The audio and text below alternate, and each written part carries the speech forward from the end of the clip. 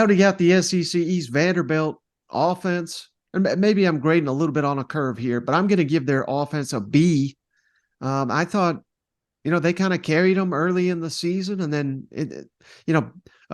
game-winning drive against Kentucky, if memory serves. So I thought the offense came a long, long way, and this was even after kind of rotating quarterbacks in and out of the lineup.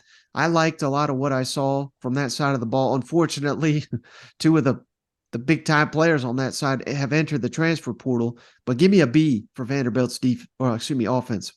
I guess I'll be the Grinch of this grade. I gave him a C plus. I guess they were definitely better than they were last year. Averaging 24.6 points a game compared to last season about 15.8. There was improvement there.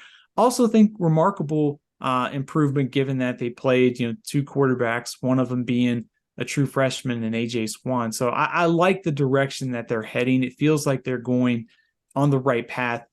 Just not enough improvement on the stat sheet to get me from probably a D or so at early parts of the season to a B. So I want a C plus. I'm going to be the mean one on the Vanderbilt grade here. Well, I'm going to give them a grade, Stephen, that I don't think any Vanderbilt student has ever been given in their life, because you got to be pretty damn smart to get into that school. I'm going to give the defense an F.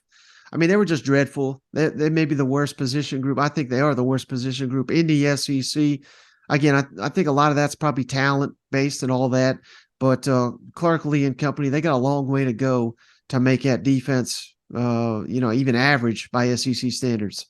I gave him an F too. I think probably the striking thing for me is, and I would agree with you, I think it's more personnel than anything else.